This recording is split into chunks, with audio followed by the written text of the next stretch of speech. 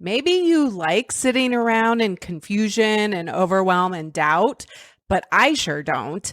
I want to skip the line experience. I want to get inside a community with an expert who knows how to help me and understands my problems and gets me answers fast so that I can make decisions and keep moving forward. I also want someone to hold me accountable and keep me focused on my business and moving it forward and limit the life distractions that happen for all of us.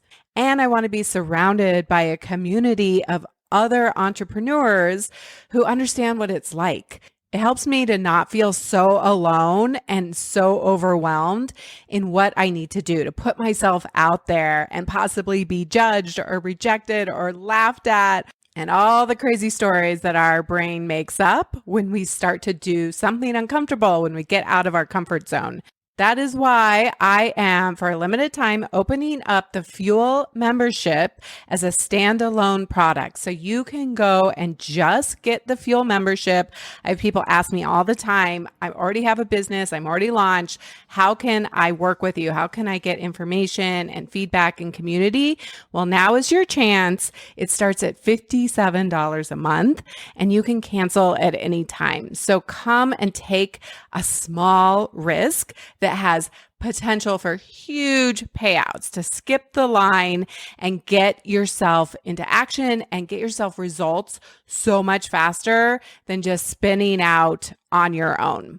I see the difference that it makes in entrepreneurs who come to the calls, who get coaching, who connect with community. We have members in there that are constantly reporting, I tried this, I did this, I got this advice, and I am increasing my sales. It is working. I'm going faster than I ever thought possible.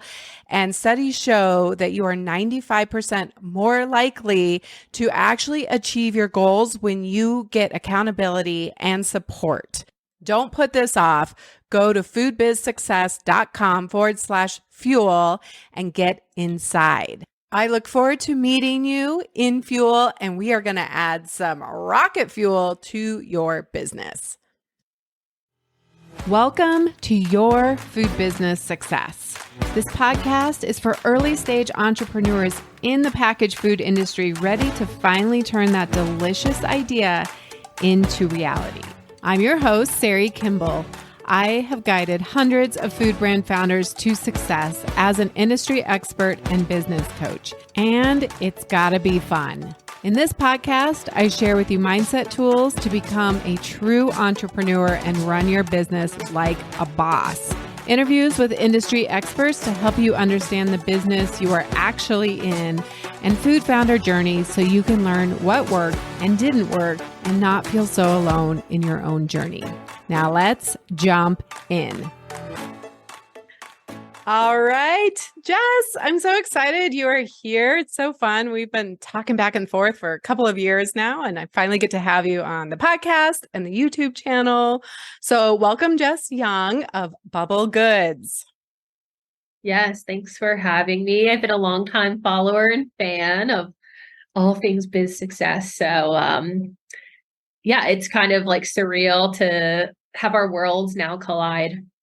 Yeah. And I've been a big fan of Bubble for a long time as well. I think we connected maybe in 2020 originally. So we've been orbiting around each other, and definitely a place I recommend brands that I work with to go on. So tell us a little bit about the history of Bubble Goods. And you are the founder, you are an entrepreneur, you're figuring this whole thing out. And just tell us a little bit about what the platform is. Yeah, so Bubble Goods is a marketplace for highly curated, better for you brands to ship directly to customers across the country. So we're very much like Etsy meets Erewhon, and Thrive Market is more, to make a comparison, Whole Foods meets Costco. So bulk foods over there, but as opposed to on Bubble, you'll see very independent brands, mom and pop, a lot of brands that most people have never seen before, all with vetted ingredient labels that are ready to ship to customers across the country. So definitely a hotbed for all the latest and greatest products that are looking to go to market. Our typical food brand that sells with us sells at a very local level. So they're trying to get into a Whole Foods, but they're most likely at a green market or natural food store in their area. They are attempting to sell on Shopify, but don't really understand how to acquire customers or build that online audience. And with us, they can create a listing real time, self-serve, import inventory if it's on Shopify. We have a plugin app, and then get up and selling really within the week as long as they're approved, and can drop right into a national audience immediately. So that was our goal in starting the business, to just make it as easy as possible for brands that have amazing products to sell them to customers who want those amazing products, but the disconnect was previously too large. Yeah. Yeah. So, yeah, you only bring on certain kinds of products though, right? There is tell us a little bit about that so people listening know what's So our allowed. bubble approval process at Bubble Goods, we don't accept products that contain refined sugars, dyes, gums, preservatives. And that was really us drawing a line in the sand within the food industry, just saying, hey, these products are shipping directly from amazing makers. These additives aren't really needed in such a direct line for food, and really stripping it down to kind of truly natural, better for you. We don't have distributors or other people in the mix for getting those products into customers' hands. So we wanted to take that out of products as well, especially in building this great space that we are on the marketplace. So everyone who sells really backs up their neighbor on the site with really standing behind quality and great foods. Yeah. And I love that what you said about, I love people going on Shopify. I help people set up their Shopify all the time and try to get it, working for them. But you're one of thousands and thousands, if not millions of, brands that are on the internet. All, let's just take one kind of product, a coffee brand, right? Like, how many other brands are you competing against on Shopify or any other e-commerce platform? And you have to, every time, you're going after one customer. And I think, what are the stats? Something like 1 in 100 actually convert. Like, even if you get, if you got 100 people to your website, it's a pretty low conversion number of people who actually buy. So with what you're doing is like, there's just an automatic marketing piece that you're already plugging into, and you already have a customer base. Right. Mm-hmm. So that's such a huge benefit. In today's world, a 1% conversion even is great. I think it's even less than that is as market standard right now, which is wild. I think starting a business even 5-6 years ago, you could cut through the noise in today's market, especially in the post iOS 14 and the GA4 ecosystem that just went up like last month. Targeting is harder than ever. And so I think that's why you see a lot of brands that have success building community, building audience. You really kind of have to have that behind you to succeed in today's marketplace, for lack of better. I mean, it just seems like a no-brainer. Sure, if you want to do your own website, great, because you want to have that as well. But I mean, Bubble Goods, it's a fairly simple approval process. There's no upfront fees. And then you guys take a commission on the back end, similar to like a wholesale, or, you take a cut of that, and that's it. But you're tapping into your whole audience. So it just seems like a win-win. Target, actually, our core customer, she is in the middle of Ohio, right outside of a major city. That's like always the person we think about targeting so that we can do the best job for the brands that are hosted with us, and really have a deep understanding so brands can do what they do best, which is make amazing products and sell them and ship them out. So, my background is in the food space, and I was at Hugh Kitchen back in the day. I was at a meal kit company that kind of went up and under that didn't understand growth and audience. I joined Daily Harvest as the first employee, headed up operations. we took that company from 0 to 100 really quickly, but really had that deep understanding of product and audience and matching that up along the way. And then I left to, start Bubble really with that understanding of matching customers with amazing products, and sort of, bringing that backing. So, Yeah. So you're celebrating a big milestone and you have kind of an announcement that you can make here as well. That this will go out after after you've made the formal announcement. So tell us about you are onboarding your 1,000th brand, which is so exciting, and making some changes. So tell us a little bit about that. yeah, it's been a wild ride. For anyone out there who has started a business during the pandemic, it's been it's quite the roller coaster. So we are, and maybe by the time this video goes up, we would have already onboarded our 1,000th brand, which really is just a testament to the supply side and the need for what we're building on the platform, which are brands just really need a home, and a home that is taking care of them in the right way. Yeah. So yeah, it's been a huge achievement for the team. I think embarking in this, it was a tough sell to get anyone to join the platform, which is like, what is this thing? There aren't any other products or brands. Like what is Bubble Goods? Who are you people? All the way to, we have a team of 8 and growing. Many of whom are my colleagues from Daily Harvest, to build the platform. And we're super, super proud to now be hosting so many amazing products and brands like across the country. So, yeah. Incredible. Yeah. And then you're doing a little bit of a brand shift as well. Most people might not even notice, but always fun to talk about that. So how has it changed? Like you said, 3 years in, and that's a huge milestone to still be here, right? Like you said. Starting a business during the pandemic. Oh my goodness. Yeah. When we first launched, we had the domain getintothe.bubble.com. We're incorporated as Bubble Goods Inc.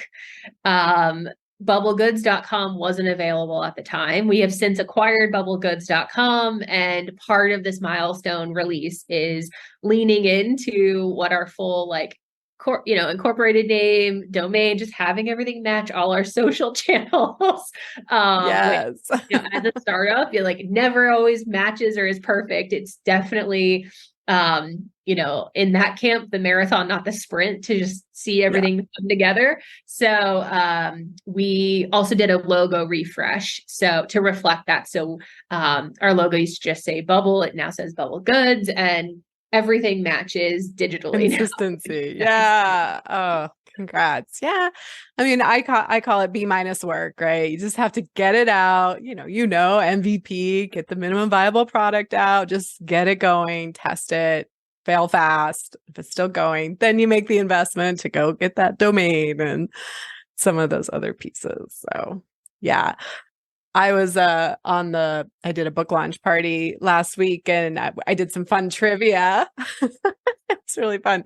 And one of the questions that I had was like, what was my original logo colors? And it was eggplant, lime green, and red.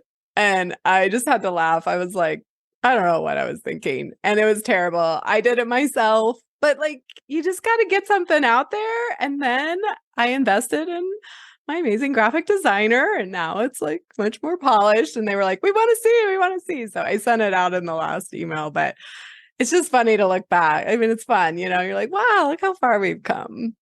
We're so professional now. I know. And even when you think you're the most professional, you'll probably redo it anyway in 3 years. Yeah. So yeah, 100%. That's just part of entrepreneurship. We think it has to be perfect to launch. It's like, what is perfect anyway? Because even if perfect just prevents you from actually doing the thing. And you're always going to look back and be like, oh, I can make it better, once it's working.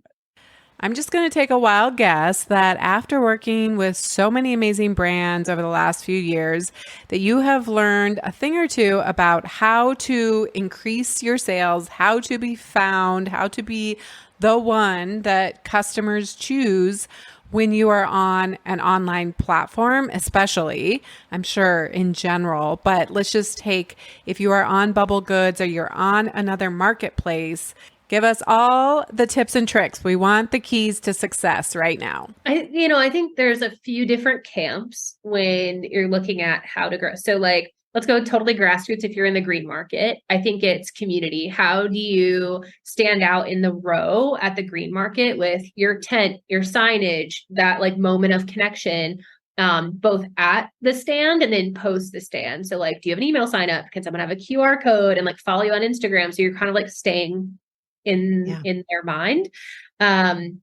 All the way to like brick and mortar. Let's say you graduate and you got into like a local natural food store. How do you stand out then on the shelf is the question. And,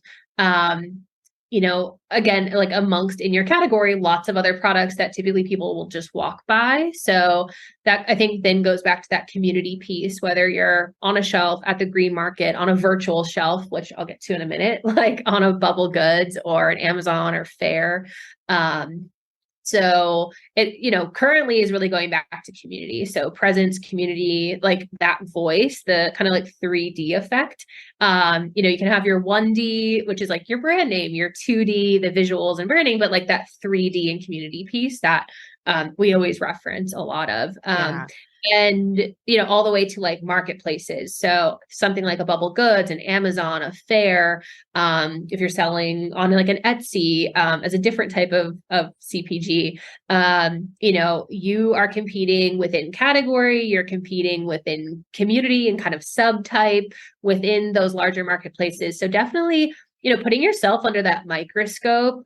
We encourage a lot of our, brand partners to look at, if you're a customer shopping on Bubble Goods, how do you show up when someone's searching for your product or searching for your category type? So if you have a cool kale chip company, how is your product ranking within kale chip, and really kind of paying attention to that user experience? I think sometimes it's like, oh, I'll make this product, I throw it out into the universe. Like, why isn't it working? Why isn't it happening? 9 out of 10 times, that's the easy part, actually. And that's why that analysis paralysis of like thinking of your branding too much can actually like hold you back.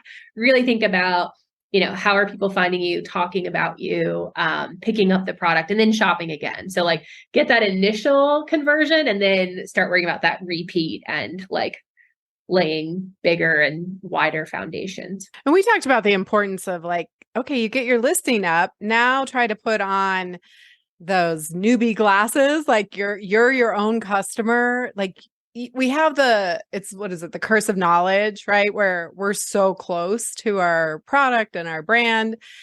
And you may need to work with other, bring in friends or family who aren't as close to it to navigate. How can they find you? Like, how easy is it to actually find you on, let's just say, Bubble Goods, right? Like, is it easily searchable? Where do you show up in the ranking? Then when you're there, does it make sense? Is it captivating? Does it draw you in? Like, how are the photos, right? Like the description, all of that stuff. So you have to put on those new glasses if at all possible, or get help if you can't see it. Yeah. And I think that's hard sometimes when you have a product. It feels like an extension of yourself, like your own, like a child.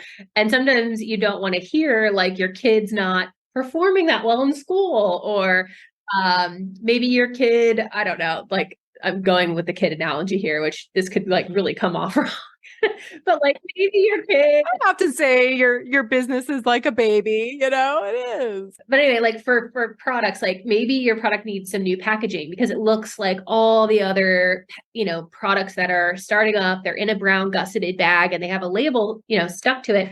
That's great. Like that's maybe what you need to get going, but how do you start to differentiate? Can that sticker stand out a little bit more? Can you do a better job than your counterpart at that community piece and storytelling to differentiate? And then, with things like marketplace and something we message a lot of, and especially in our 1,000+ brands, is like things like metadata tagging. So within our system specifically and other marketplaces, you have brand and product level tags. So that the marketplace itself can pick up and do a better job at pointing customers to you. So, for example, some of our products are, we have brand level tags. And so you can tag your product as a female founded company. So when it's Women's History Month and we're highlighting female founded brands, we as Bubble Goods are easily able to pick up and market your product for you. So kind of making that job easier for community to do the work for you. That's good. Because I noticed when I was on there, you had like, now it's summer, right? So you have summer essentials. So you guys aren't like hunting through 1,000 brands trying to find them. You're looking for the tags that are going to lead to that. We do pride ourselves on having great relationships with everyone who's partnered with us, but at the same time, sometimes we do miss it. And brands and brand partners will reach out and say, "Hey, oh, I didn't see my product included. I think I'd be a great fit." And sometimes we disagree and we're like, "Oh, I don't know that though." But sometimes we're like, "Oh my gosh, good catch." We throw them in. They join that month's campaign.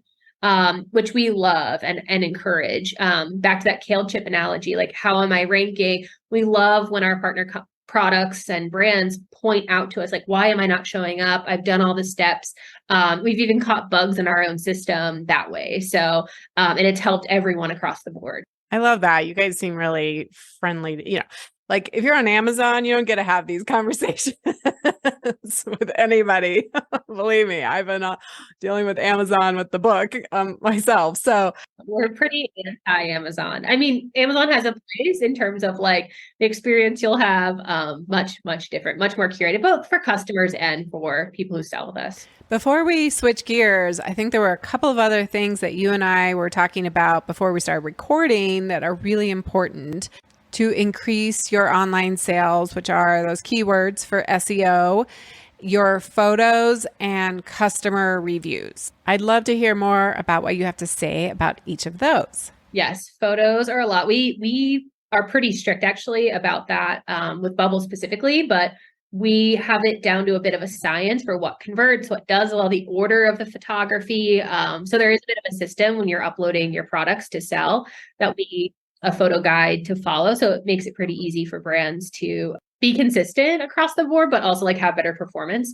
We've taken that off your plate to even think about, but all the way to, again, those like meta fields, like metadata is super important. So maybe not a lot of brands know this, but your UPC code that goes into your, under your barcode is also used in picking up your product. So let's say you search for your product on Google or Yahoo, for a marketplace that is trying to push your product more. It's great to include that. So your product is picked up across all those channels and can compete, and doesn't get buried. So that's something that a lot of brands, like we're pushing them to do more of, that they kind of skip because they want to get their products up and selling. So we're trying to do a better job of like, for us, how do we get brands up and selling quickly, but at the same time message like, hey, these things are really important and you'll get picked up.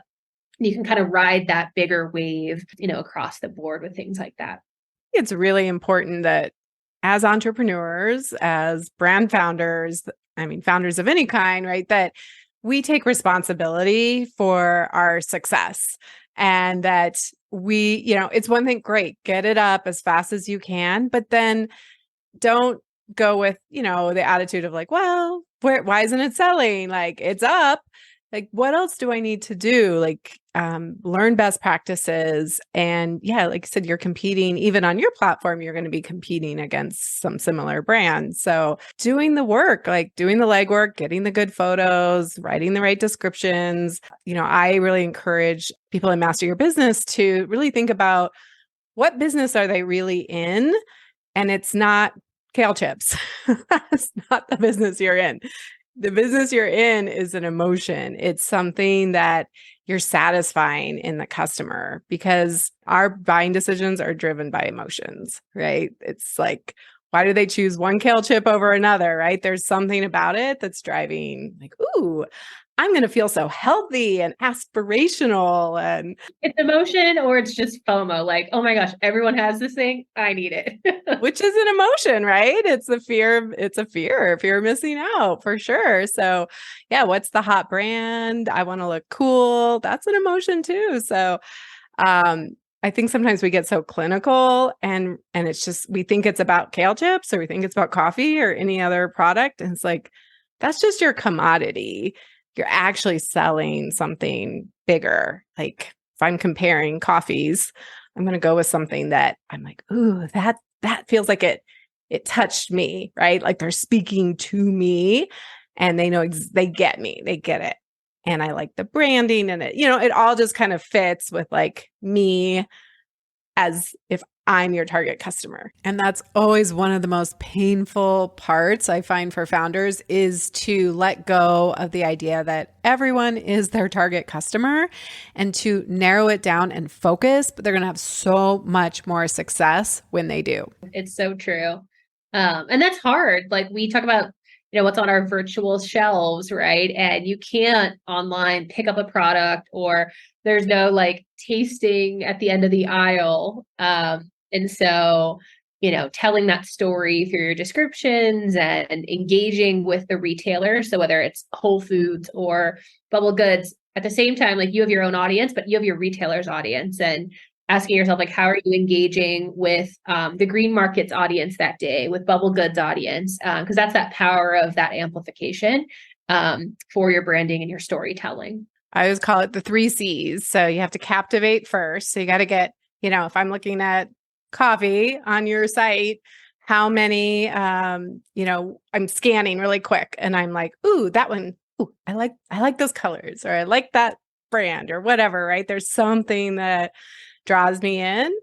And then once I click or I pick up your product on a store shelf, then I need to connect. Like you got to connect with me. And that's that emotional connection. Like I need to feel like, oh, I'm in your tribe. And it also could be like, oh, do they have the right flavor? Or do they have the, I really want organic or, and so it may not be for me. And then I go back.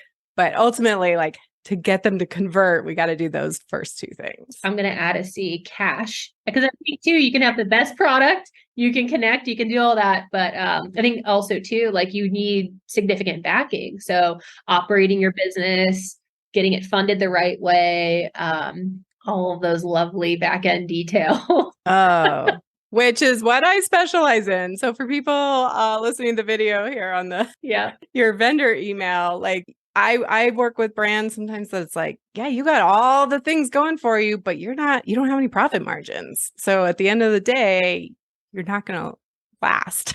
Yeah. Like we do have to have cash, at least like have a path to profitability and have some of those margins. Yeah. And you can improve your efficiencies over time, but in food, right? Like food and beverage, it's so passionate and it's very democratic, right? We all eat. And so everyone is like, I make the most amazing thing, right? Like I couldn't just start a car company because it takes too much cash. You could, but yeah. But I got to go raise a lot of money, right? And I need tech and supply chain, and there's a lot I need. But I can go start, a cookie company fairly quickly with a low barrier to entry. And so I think that it's easy to get in, but we have to run our business like a business. And that cash is really important. Mm-hmm. Yeah. So congratulations on everything. And congratulations to all the amazing vendors that are on there. And just, it's such a testament to the need for something like this. So amazing. Long overdue. Long overdue. All right. So everybody can find you on at Bubble Goods, bubblegoods.com, all of that good stuff. All the channels match, which is great. Yes. Yeah. I love it. And you can sign up to sell on Bubble Goods by visiting bubblegoods.com, checking out the footer link, or you can visit sell.bubblegoods.com to make an account and get selling. It's been a pleasure to have this conversation with you and help people learn how to sell better and just educate them about what you guys do. Yes. Thanks for having me. I hope you were taking some notes because we hit some really key points there on how to really take responsibility, take ownership of whatever listing you are doing online and how to really improve your results to get those sales, because we can never just abdicate responsibility to any one platform, whether that's your own website. You're just like, hey, I'm here. Why aren't people buying? Or it is on a platform like Bubble or Amazon or Thrive or Fair, any of those. You really have to do the work and optimize it, tweak it, and it's not just a one-time thing. So the tips that both Jess and I gave, I hope were really helpful. And I highly recommend getting on Bubble as a very early stage. As long as your product meets their requirements, it's a very friendly, as you heard, it is meant to be very user-friendly, vendor-friendly, and they're doing the work for you. It's kind of like a farmer's market where I, as the market manager, am doing a lot of the marketing for you, right? We're creating more vendors, more energy. It's more efficient for people to go to one market instead of trying to find you in your little pop-up somewhere in the city that you're in. And so it's the same exact thing, but it doesn't mean that you don't do work on your end. So go ahead and give it a try. Be the 1001 vendor or 1002, whatever it is. And let me know you're on there so that I can go support you, so that others can go support you. And of course, come get support inside Food Business Success. Get on fuel calls, and let's make sure you have that other really important C, the cash, the profit, the path to profit built in. Until next time, have an amazing week. The smartest thing you can do as an entrepreneur is to invest in a who to help you with the how, to speed up your journey and help you skip the line. When you are ready for more support and accountability to finally get this thing done, you can work with me in two ways. Get me all to yourself with one-on-one business coaching, or join Food Business Success, which includes membership inside Fuel, our community of food business founders that includes monthly live group coaching calls and so much more. It's one of my favorite places to hang out, and I would love to see you there. Go to foodbizsuccess.com to start your journey towards your own food business success.